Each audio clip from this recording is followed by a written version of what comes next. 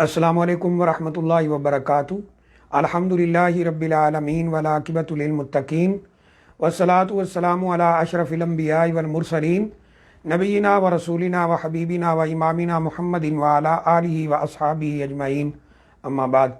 قال اللہ تعالی فی القرآن الکریم شہر رمضان الذی انزل فیہ القرآن ھدی للناس وبینات من الھدی والفرقان فمن شہد منکم الشہر فلیصم ومن كان مريضا او على سفر فعدة من ايام اخر وقال الله تعالى يا ايها الذين امنوا كتب عليكم الصيام كما كتب على الذين من قبلكم لعلكم تتقون اياما معدودات فمن كان منكم مريضا او على سفر فعدة من ايام اخر۔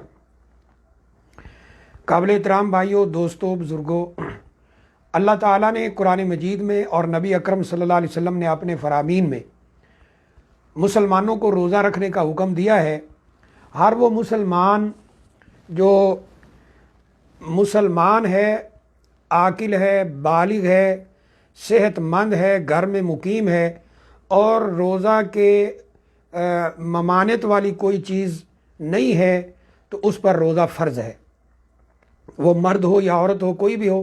اس کا ایک چھوٹا سا بیان پہلے گزر چکا ہے۔ ابھی ہم یہ دیکھتے ہیں کہ وہ کون کون سی چیزیں ہیں جن کے ساتھ روزہ بالکل ختم ہو جاتا ہے، روزہ ٹوٹ جاتا ہے۔ یہ چند چیزیں ہیں جن میں سب سے پہلی چیز جان بوجھ کر کھانا پینا ہے۔ جو شخص روزے کی حالت میں جان بوجھ کر کھا پی لیتا ہے اس کا روزہ ٹوٹ جاتا ہے۔ اس کی دلیل قرآن مجید کے اندر موجود ہے۔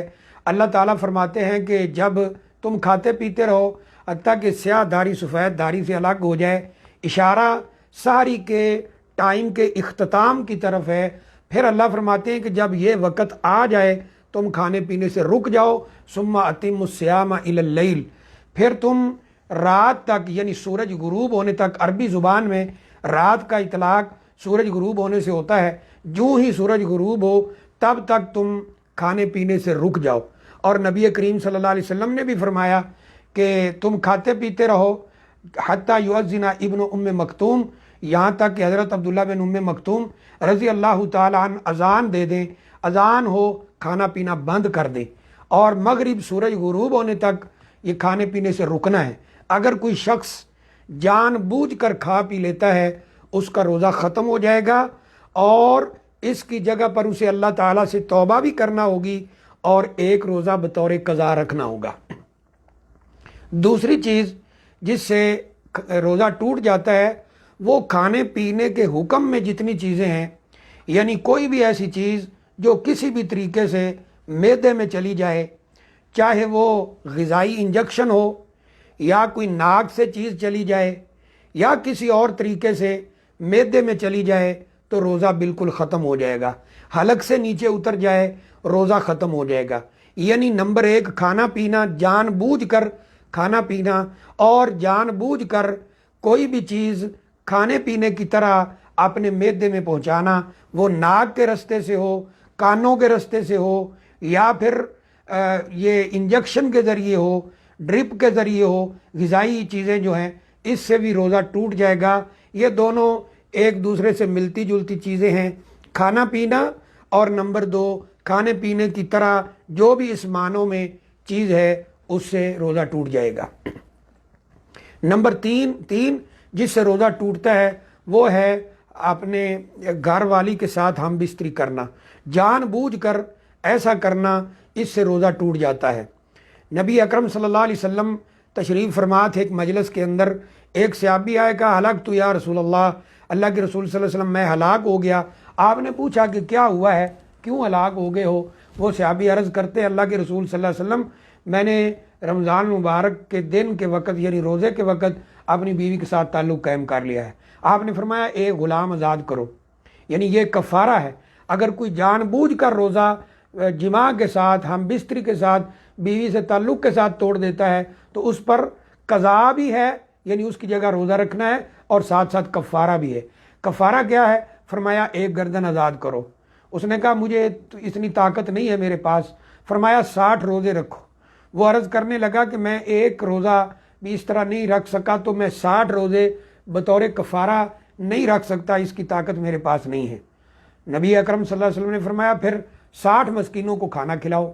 تو اس نے کہا میں اتنی طاقت مالی میرے پاس ہے نہیں کہ میں 60 مسکینوں کو کھانا کھلاؤں۔ آپ نے فرمایا اچھا بیٹھ جاؤ۔ نبی اکرم صلی اللہ علیہ وسلم معلم کائنات ہیں، رحمت للعالمین ہیں، اس شخص کو بٹھایا۔ ایک آدمی، حدیث میں آتا ہے کہ ثم جاء رجل بمقتل من تمر، کھجوروں کا ایک ٹوکرا لے کر آیا بڑا۔ آپ نے فرمایا این سائل، وہ کہاں ہے جو ابھی سوال کر رہا تھا؟ تو اس نے عرض کیا یا رسول اللہ صلی اللہ علیہ وسلم میں یہاں موجود ہوں۔ فرمایا یہ لے جاؤ اور مسکینوں کو 60 مسکینوں کو کھلا دو، تمہارا کفارہ پورا ہو جائے گا۔ یہ شخص عرض کرتا ہے اللہ کے رسول صلی اللہ علیہ وسلم کہ ما بین لابتئی المدینہ، مدینہ کے 2 کنارے جو ہیں ان کے درمیان میرے گھر والوں سے بڑھ کر اور مجھ سے بڑھ کر کوئی فقیر ہے نہیں۔ سبحان اللہ۔ رسول اللہ صلی اللہ علیہ وسلم فرمانے لگے جاؤ یہ لے جاؤ اور اپنے گھر والوں کو، بیوی بچوں کو کھلاؤ، تمہارا کفارہ پورا ہو جائے گا۔ تو بہرحال جو تیسری چیز جس سے روزہ ٹوٹ جائے گا وہ ہم بستری جمع اپنی گھر والی کے ساتھ تعلق قائم کرنا ہے۔ اس میں قضا بھی ہوگی اور کفارہ بھی ہوگا۔ اس کی دلیل ایک اور حدیث میں بھی موجود ہے۔ اللہ تعالیٰ فرماتے، حدیث قدسی ہے کہ جتنے بھی نیک اعمال ہیں ان کی جزا یعنی ان کی انعامات، ان کا ثواب کسی نہ کسی طریقے سے وہ لمیٹڈ بیان کر دیا گیا ہے کہ اتنا ہے، الا الصوم، مگر روزہ۔ یہ اس کا فرمایا الصوم لی وانا اجزی بھی، روزہ میرے لیے اور میں ہی جانتا ہوں کتنا اجر میں نے دینا ہے۔ پھر فرمایا کہ روزہ ایسی چیز ہے یترک طعامہ و شرابہ و شہوتہ من اجلی، اللہ فرما رہے ہیں کہ اس شخص نے کھانا پینا، جو حلال کھانا پینا تھا وہ میرے لیے چھوڑ دیا، اپنی شہوت یعنی نفسانی خواہش کو پورا کرنا وہ میرے لیے چھوڑ دیا، تو میں ہی جانتا ہوں کہ اس کا کتنا اجر ہے۔ تو اس کا یہ مفہوم ہے کہ روزے کی حالت میں کھانا پینا اور جمع ہم بستری یہ حرام ہے۔ ہاں اگر بھول کر کھا پی لیا تو نبی اکرم صلی اللہ علیہ وسلم فرماتے ہیں اللہ تعالیٰ نے اسے کھلایا پلایا ہے، اس کا روزہ یعنی بالکل صحیح ہے۔ اسی طرح اگلی چیز جس سے روزہ ٹوٹ جائے گا، چوتھی چیز، وہ ہے کہ اپنی نفسانی خواہش کو کسی غلط طریقے سے پورا کر لیا، جیسا کہ بہت سارے یعنی طریقے لوگوں نے اس گناہ کو، اس لذت کو حاصل کرنے کے لیے بنا رکھے ہیں۔ اس میں ایک تو یعنی زنا ہے، اللہ معاف فرمائے، اس سے روزہ ٹوٹ جائے گا، یا کسی بھی اور طریقے سے اپنے مادہ منویہ کو، منی جسے کہا جاتا ہے، جان بوجھ کر خارج کر دیا، جان بوجھ کر، تو روزہ ٹوٹ جائے گا۔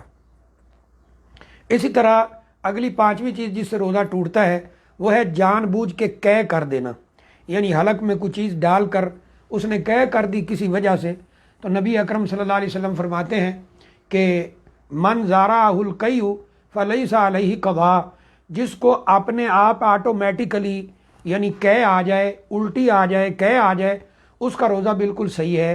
ومن استقاء، اور جس نے جان بوجھ کر قے کی، فرمایا فعلیہ القضاء، تو وہ جو ہے روزے کی قضا کرے گا، یعنی اس کا روزہ ٹوٹ جائے گا اور اس کی جگہ پہ روزہ رکھے گا۔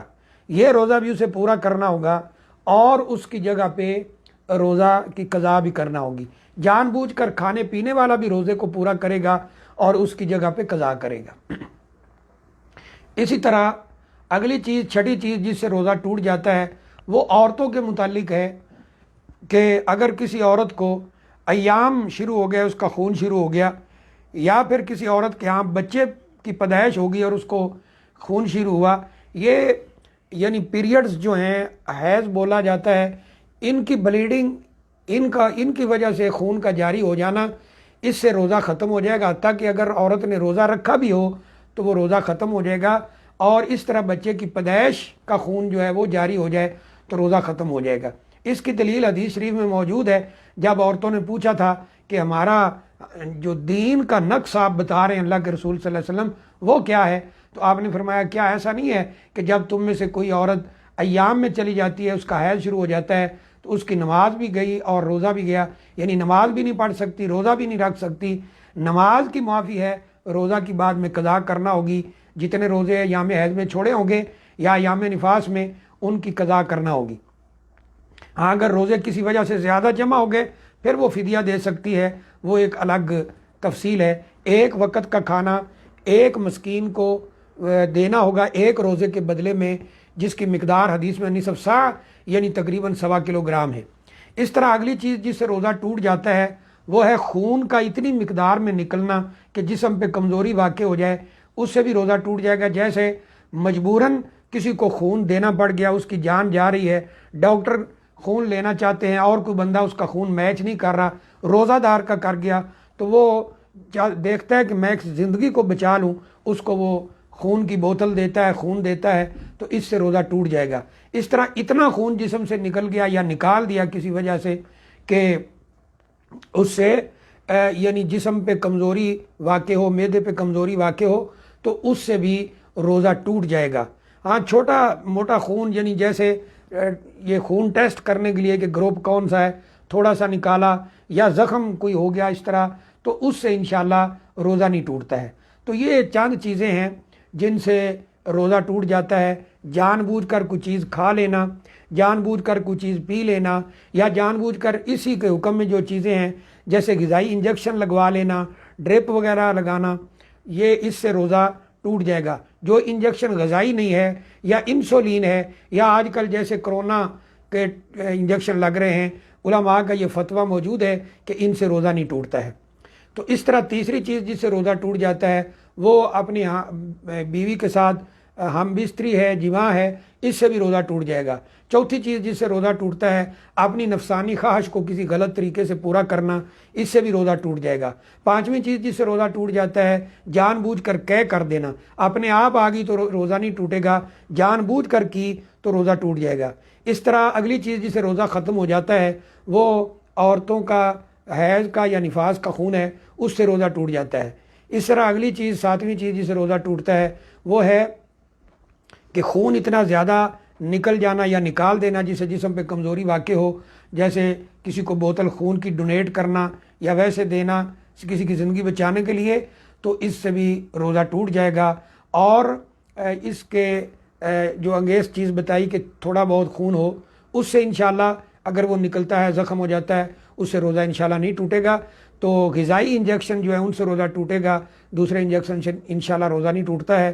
یہ چند چیزیں ہیں جو میں نے عرض کر دی ہیں۔ اللہ تعالیٰ سے دعا ہے اللہ تعالیٰ ہمیں دین کو سمجھنے کی اور قرآن حدیث کی روشنی میں اس کو صحیح طور پر بیان کرنے کی، اس پر غور کرنے کی اور عمل کرنے کی توفیق عطا فرمائے، اور رمضان مبارک کی بابرکت گھڑیوں سے ہمیں فائدہ اٹھانے کی توفیق عطا فرمائے۔ وآخر دعوانا ان الحمد للہ رب العالمین۔